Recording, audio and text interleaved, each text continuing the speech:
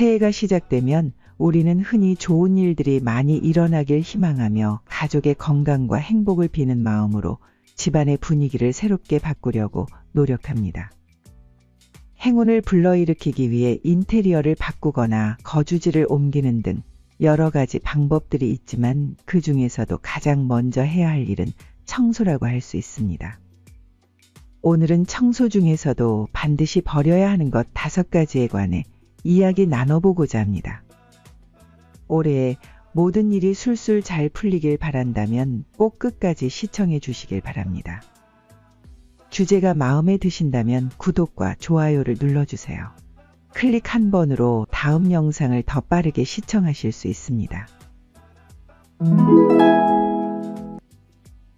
새 청소를 하면서 한참을 치워도 계속해서 나오는 물건들을 보며 우리 집에 이렇게 많은 것들이 있었나? 하고 놀라게 되는 순간이 있을 겁니다. 어떤 것은 아까워서, 어떤 것은 추억이 담겨 있어서, 또 어떤 것은 비싼 돈을 주고 산 것이라는 이유로 결국 버리지 못하고 다시 서랍 속에 넣게 되는 경우가 많지요.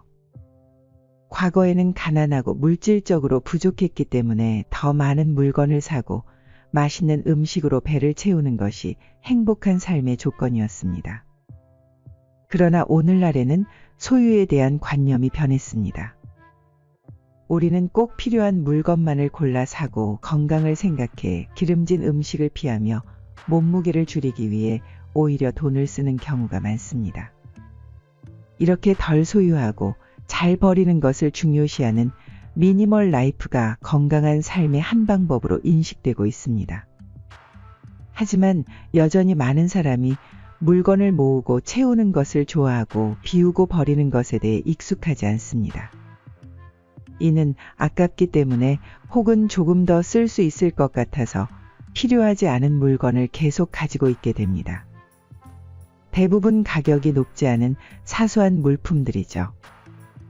내 마음 한구석에서는 이 물건들을 버려야 한다고 알고 있지만 하루 정도는 더 써도 괜찮겠지 하고 미루다 보면 결국 이 물건들은 전혀 사용하지 않고 공간만 차지하거나 오히려 눈에 보이지 않게 해가 되기도 합니다. 또 물건을 정리하는 것은 자신을 되돌아보고 마음속 혼란을 가다듬으며 삶을 더 쾌적하게 바꾸려는 행위입니다. 공간을 청소하다 보면 결국 마음도 청소하게 되는 매우 유익한 행동이죠. 줄이고 버리고 벗어나는 이 행위를 통해 물질적이고 정신적인 잡다한 것들을 정돈해 삶을 더 기분 좋게 만드는 방법입니다. 이처럼 정리를 통해 영향을 미치는 것이 단지 눈에 보이는 물건뿐만 아니라 보이지 않는 마음이나 생각에도 영향을 미치는 것입니다. 보이는 세계의 질서를 바로잡으면 보이지 않는 마음의 질서도 바로잡게 되고 그렇게 해서 공간, 몸, 습관, 심지어 인간관계까지도 정돈되는 것이죠. 이것이 부자들도 정리와 청소의 중요성을 자주 강조하는 이유일 것입니다. 버리기 위해 우리가 해야 할 행동은 딱 2가지입니다. 첫 번째는 집 안에 있지만 쓸모없이 놓여있는 물건들을 버리는 것이고 2번째는 집 안으로 들어올 필요 없는 물건들을 끊는 것입니다. 이것들을 반복하다 보면 물건에 대한 집착에서 벗어나 여유 있는 공간에서 살게 됩니다. 지금부터는 반드시 버려야 하는 계속 사용하면 해가 되는 5가지에 관해 이야기 나눠보도록 하겠습니다. 첫 번째, 오래 사용한 수건. 수건은 대부분 선물로 들어오기 때문에 버리면 내 돈 주고 다시 산다고 생각해 버리길 아까워하시는 분들이 많은 것 같습니다. 하지만 수건은 2년 정도 사용하고 버리는 것이 좋습니다. 생각 없이 사용하다 보면 3, 4년이 순식간에 지나가 버리죠. 이런 수건은 빨래에도 세균이 번식하며 보송하고 도톰하던 부드러운 느낌도 없어지게 됩니다. 아무리 과탄산소다를 넣고 빨래를 해도 물에 젖으면 불쾌한 냄새가 사라지지 않습니다. 뽀송해야 하는 것이 수건의 역할인데 오래된 수건은 더 이상 자신의 역할을 할 수 없게 됩니다. 그러니 이런 수건들은 본인의 청결과 건강을 위해서라도 버리는 것이 좋습니다. 바로 버리기 아깝다면 발을 닦는 전용 수건으로 사용하거나 청소할 때 사용한 후 버리는 것도 좋은 방법입니다. 두 번째, 오래되어 다른 칫솔. 칫솔은 대략 2에서 3개월마다 바꿔주는 것이 좋습니다. 이는 칫솔모의 마모와 형태 변형 때문입니다. 시간이 지나 칫솔모가 다르면 탄력성이 줄어들고 세정 효과가 떨어집니다. 만약 망가진 칫솔을 계속 사용하면 치태가 제대로 제거되지 못해 잇몸 염증을 유발할 수 있습니다.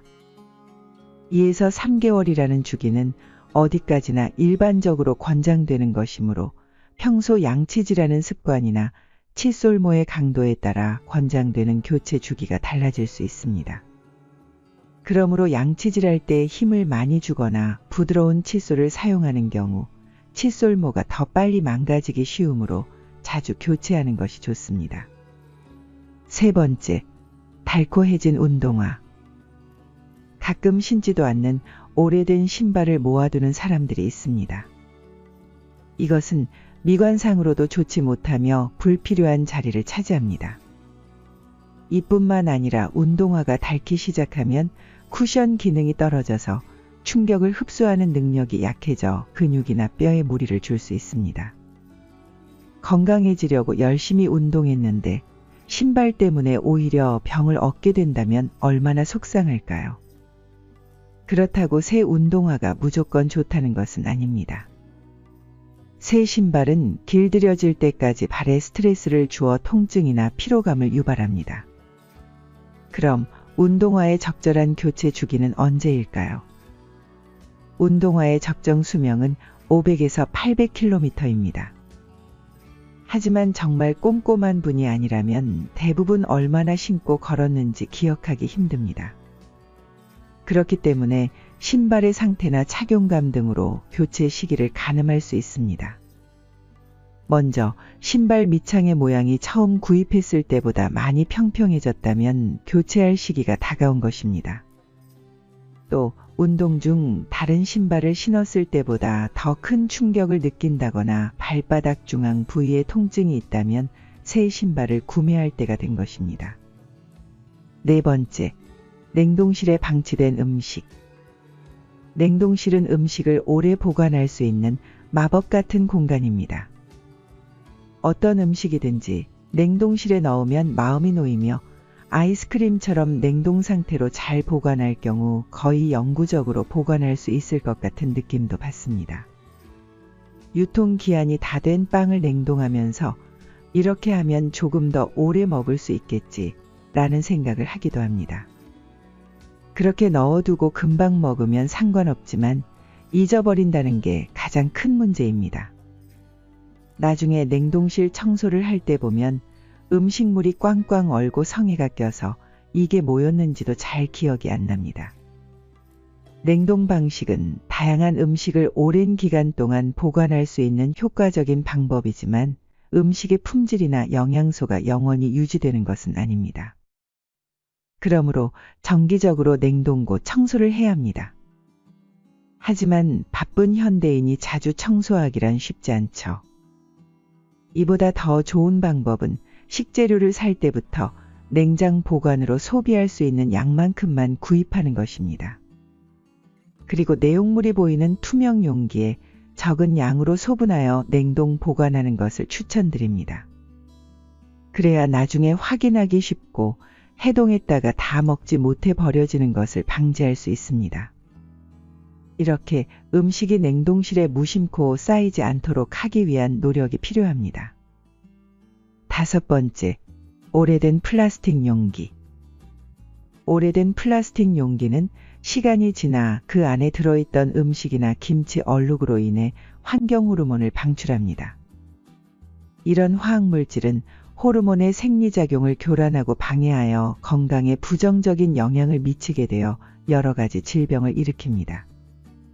대표적인 질병으로는 생식 문제, 어린이의 발달 지연, 암 증가, 기형 등을 발생시킵니다. 특히 남성의 성기능 장애를 유발하는데 치명적인 악영향을 미친다고 합니다. 그러므로 오래된 플라스틱 용기에 흠집이 났고 지저분해 보이거나 악취가 난다. 또는 배달 음식이 담겨오는 용기를 재사용하는 분들이 많은데, 이는 본인 포함 가족의 건강과 안전을 위해 고민 없이 분리수거함에 버리는 것이 좋습니다. 지금까지 반드시 버려야 할 5가지에 대해 알아보았는데요. 이뿐만 아니라 서랍 안에서 발견한 유통기한이 지난 약이나 다시 사용할 일이 없을 것 같은 각종 문서와 설명서 등의 물건들은 단호하게 버려주는 것이 좋습니다. 또한 전자제품을 새 물건으로 교체했다면 구형 물건들은 그냥 버리지 말고 중고로 팔아보세요. 생각지도 못한 용돈을 벌 수도 있습니다. 청소하다 보면 이것들 말고도 아마 버려야 하는 것이 한둘이 아닐 거라 생각합니다.